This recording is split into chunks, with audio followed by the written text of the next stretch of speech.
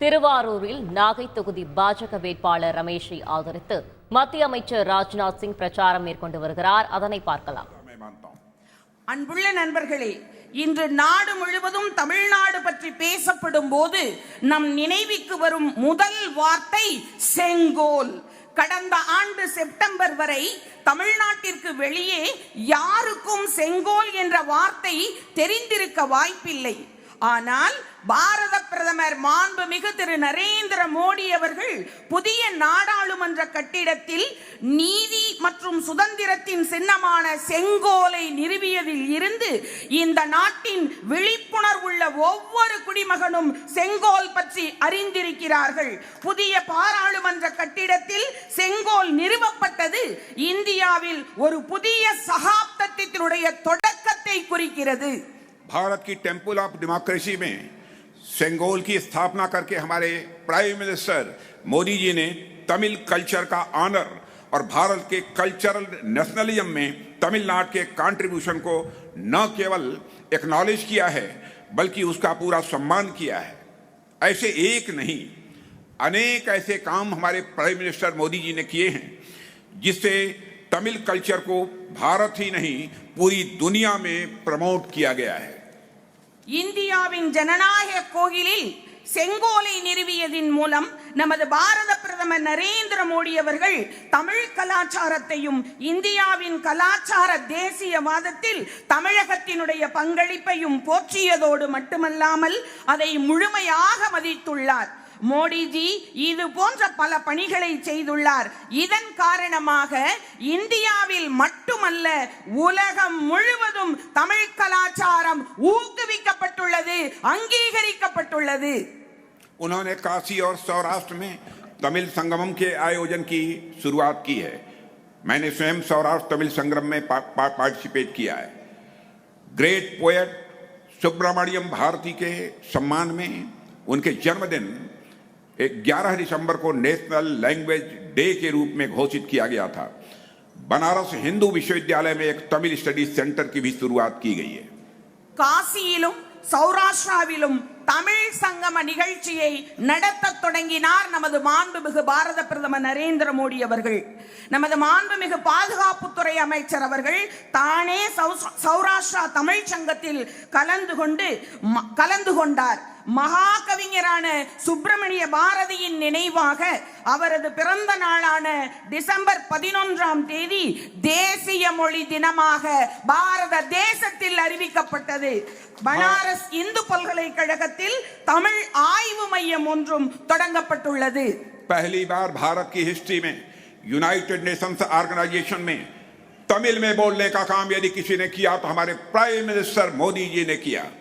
74th संयुक्त राष्ट्र महासभा को संबोधित करते हुए प्राइम मिनिस्टर ने कहा, यथुम ओरे यवरम केलियर, यह दर्शाता है कि दुनिया एक है और इस उद्धरण और वसुधैव कुटुंबकम से प्रेरणा लेते हुए यानी the whole world is a family, इससे इंस्पिरेशन लेते हुए इस वर्ष के लिए G20 की थीम तैयार की गई थी, one earth one family one future.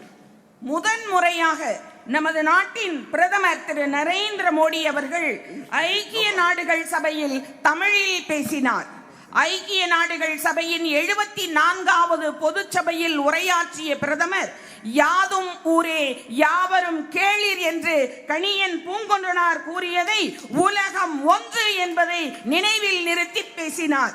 இந்த மேற்கோள் மற்றும் வசுதைவ குடும்பகம் ஆகியவற்றிலிருந்து உத்வேகம் பெற்று இந்த ஆண்டிற்கான G20 G20 மாநாட்டிலே கருத்துரு தயாரிக்கப்பட்டது. அந்த கருத்துரு என்ன தெரியுமா சகோதர சகோதரிகளே?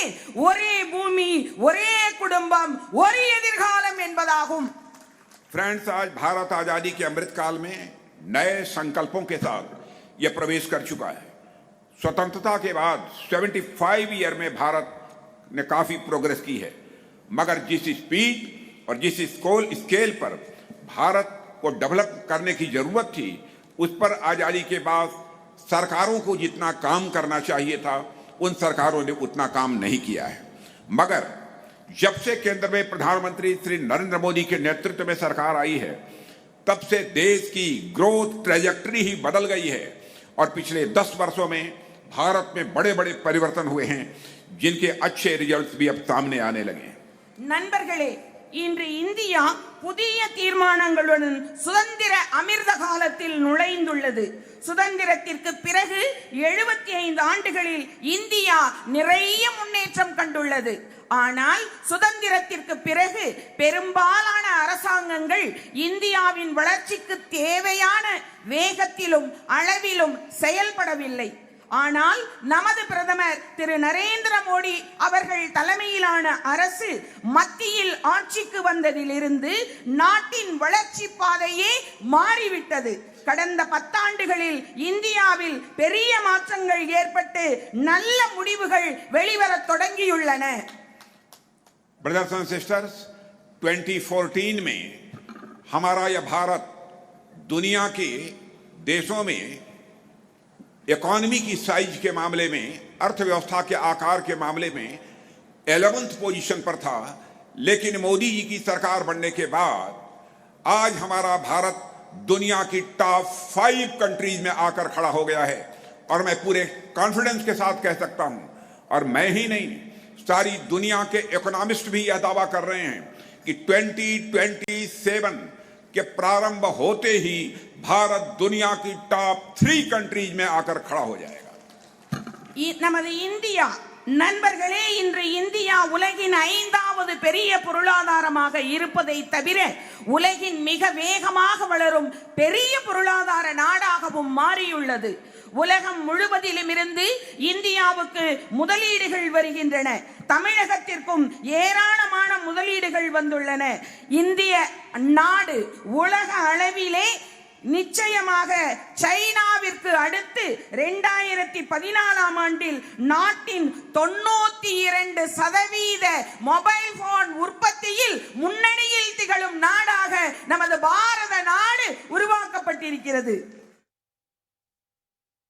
திருவாரூரில் நாகை தொகுதி பாஜக வேட்பாளர் ரமேஷை ஆதரித்து மத்திய அமைச்சர் ராஜ்நாத் சிங் பிரச்சாரம் மேற்கொண்டு வருகின்ற காட்சியை தற்போது பார்த்தோம்.